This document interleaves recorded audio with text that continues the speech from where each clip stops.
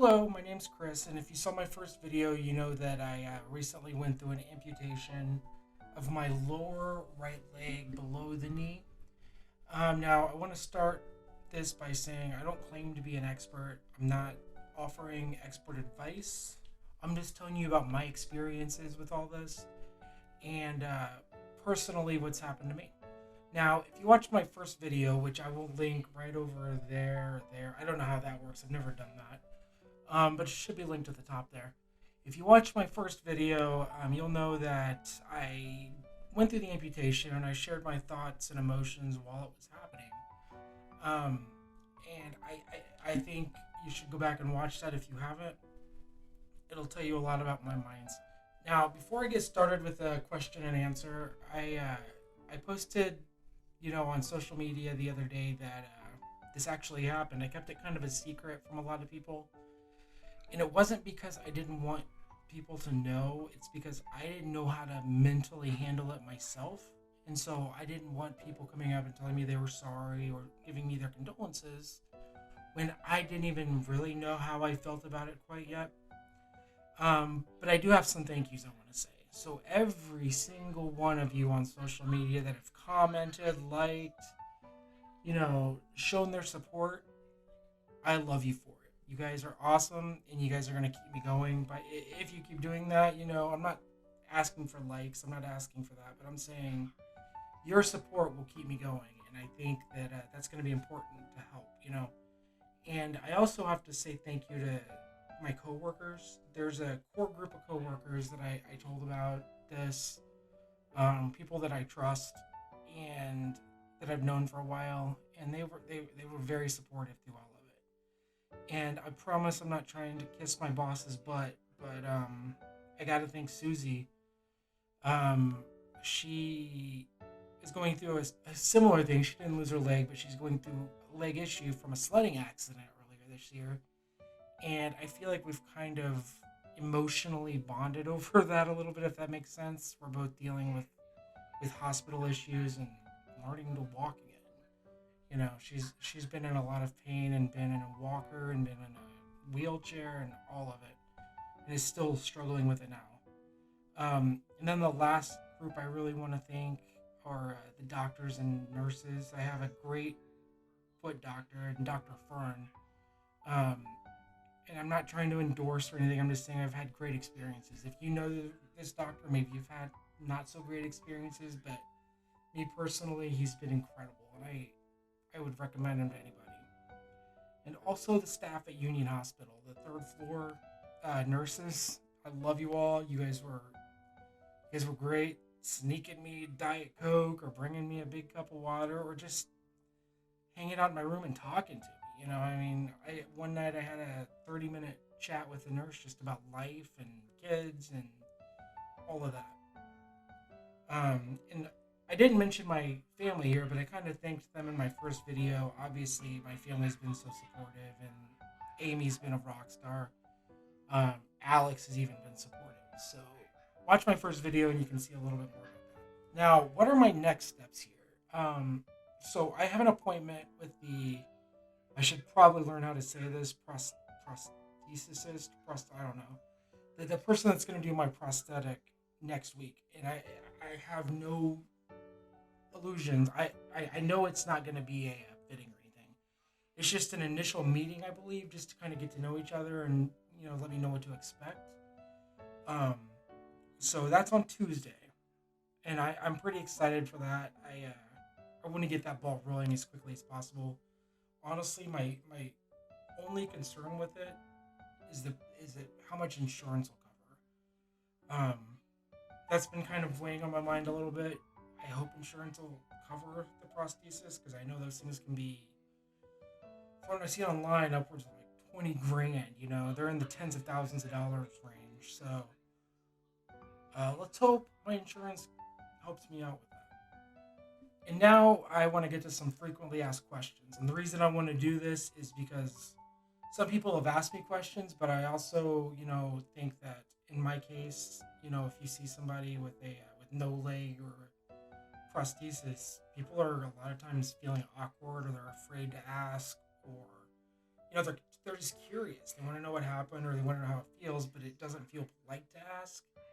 So I want to answer some of those questions, at least that I have so far. Like I said, I'm not an expert, so don't take my word as gospel. I've only been in this position for a week, but I do know about leg injuries and foot injuries and all that. So let's get started.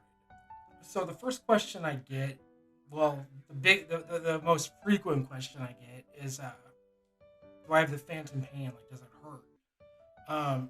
And I gotta say, it did hurt really bad at first. Like in the hospital, middle of the night, it hurt. They had some sort of block, like a nerve block on it.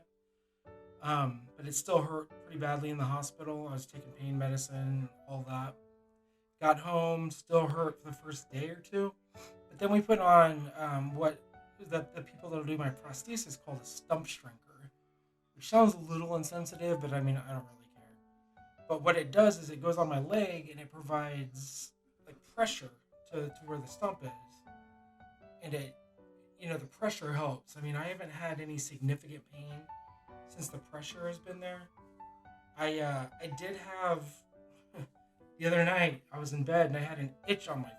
The foot that wasn't there had an itch, and that was bizarre. I mean, I can't describe what it's like to have an itch on a body part that's gone. It's weird. Another question I've received from a little bit more of my morbid curiosity type people, which I'm not slamming, I'm the same way. But another question I received is, what does it look like? And the quick answer is, it's probably the cleanest wound I've ever had from all of my years of having injuries. It's just skin stapled together. It looks like any wound with staples, and or stitches. It's just stuck together, and that's basically the way it looks. Picture that with stitches, and it looks really clean. I mean, if you want to see a picture, message me and I'll send you one. I got tons of them. Or if you want to see a grosser picture of injuries from before, also message me, because I have those too. But those are gross, so you've been warned. What's changed for me and how do I get around? Honestly, not a whole lot has changed for me since January. Um, I haven't walked since then, since earlier in the year when I started having these major issues. And I got a knee scooter, and that's how I've been getting around, is this knee scooter. And so after I lost my foot, the knee scooter was still totally usable because I still had my knee and I still have a good amount of leg below my knee. So I get around with a knee scooter pretty much the exact same way I have been all year.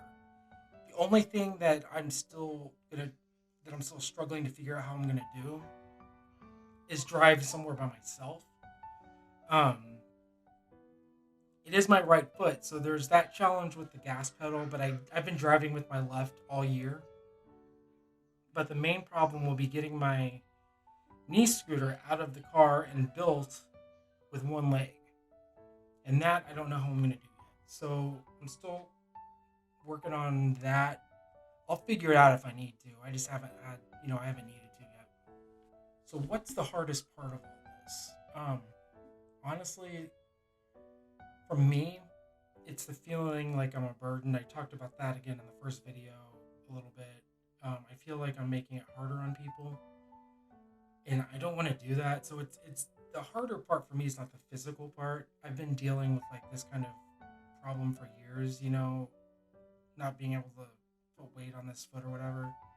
But for me, it's feeling like a burden. Like I can't take out the trash. So my wife's stuck doing that. I can't do the litter box. My wife's stuck doing that. It's hard for me to do laundry because the way our laundry room is shaped. It's stuff like that where I feel like I could be doing more. And then it's work, and I'm so thankful that my work has let me work from home again, and that's such a massive help. I can't thank them enough for that opportunity. I haven't had to disrupt my workflow too much, but I do feel useless there too, because when I'm working from the station, I feel like I can do a lot more. Like I have a lot more abilities that I could jump in on, like editing or doing interviews or whatever. And I can't do that same stuff from here, and that kind of sucks. So Another one I've received a ton of questions about is how did Alex take it? Just wrapping of food. Just a wrapping. That's just bread. If you don't know Alex, he's my 5-year-old autistic son. He's got ADHD, he's got OCD, he's got anxiety, he's got the whole thing.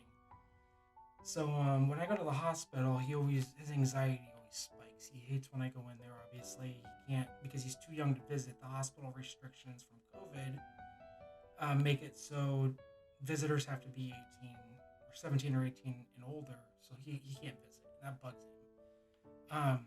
When I got home from the hospital, we kind of talked to him before about what was going to happen. When I got home, he straight up asked, "Where'd your leg go, Daddy?" And I told him what happened. It was, I heard it, and the doctors had to get rid of it, and the best way I could explain it to a 5-year-old. But he took it really well. He wasn't emotional about it. He wasn't crying. He wasn't scared even. He was curious about it. He wanted to look at it. And so that first day, I still had it in the dressing from the hospital, and they told me not to change the dressing until the next day. But he wanted to see it that day. I mean, he was all about it. So when Amy did the dressing change the next day, he was right there looking at it and asking questions, which I love. I love when he asks questions, and I love when he's curious. So he's been taking it really well, and I also have to give him a shout out because he's been such a big helper. If I ask him to bring me a drink, a bottle of water, for example, or I ask him to pick up something that's in my path on my new scooter, or just to, help me out with anything, he'll do his best to help. He does whatever he can do to help out. And that makes me so incredibly proud of him. And I love the kid. So do I have a goal? Yes, of course I have a goal. And it might be a little ambitious, but you know what? I'm an ambitious kind of guy. It is to be running on a treadmill again by the end of this year. Now, again, I understand how ambitious that sounds. I don't even have a leg at the moment, but I'm gonna push myself. Everybody's gonna say take it slow and whatever. I'm not the take it slow kind of guy. I want to push myself, and I know I don't want to. I'm not gonna push myself enough to get hurt again. But if the doctor says that I can start running, or start putting more, start exerting it more, I'm gonna do it that day. I'll be right back in the gym that day, even if I have to start off walking 1.5 miles per hour. I'm gonna be back and doing that as soon as possible. That's my goal. And then my other goal, which kind of ties into that, is I want to be back walking and running and all that and get in better shape because I want to be able to do things with my family again. We've had to miss out on so much because of my issues this year. We wanted to take Alex to the museum or the zoo or whatever, and I can't make that trip on my knee scooter. It's too hard to get around. So those are my two big goals right now. So moving forward, what do I have planned for this YouTube channel? It's gonna be a lot of me talking to you. I love getting it out. This is an output for me, and it's also I want to keep people informed and, like I said, kill that stigma. But it's also I'm also gonna be featuring my son a lot. Like I said a few minutes ago, Alex was diagnosed earlier this year with ADHD, autism, OCD, and anxiety. And he's taking medication for it, and we're trying to get him into ABA therapy right now, it's a kind of class. It's a school kind of set up to help kids with autism. And I want to kill the stigma behind autism too. I want to show people that autistic kids, while they might get I don't know if they get a bad rap, but they might get, looked down on a little bit. I don't know the right word there, but they're kids too. They're curious. They have temper tantrums. They do everything that kids do, just a little bit differently. And so I'm gonna feature him a lot in these videos coming up. He loves being on the camera. He loves talking. He loves doing silly stuff, and he'll say the most random things that are just hilarious. So I think my next video actually is going to be a get to know Alex video because I want you to get to know him. And this isn't just about, like I said, me having a prosthesis. It's about over. I think the theme of this channel is going to be overcoming. It's going to be, normalizing, overcoming. Nobody should be judged for their disability or for their condition. And I want to kill those stigmas. I want to make people realize that people are people. It doesn't matter what their background is. It doesn't matter what they, one leg, no legs, autism, Down syndrome. It doesn't matter. People are people, and everybody needs loved and cared about, and somebody in their corner. And I want to help. If I can help, just one person think differently about that. That's my goal here. I plan to upload maybe 2 to 3 videos a week, surrounding autism and then surrounding my amputation and my journey as well. So I'll be frequently uploading. I'm enjoying doing this so far, and I'm definitely not gonna stop. It's motivating me and it's keeping me on the right track.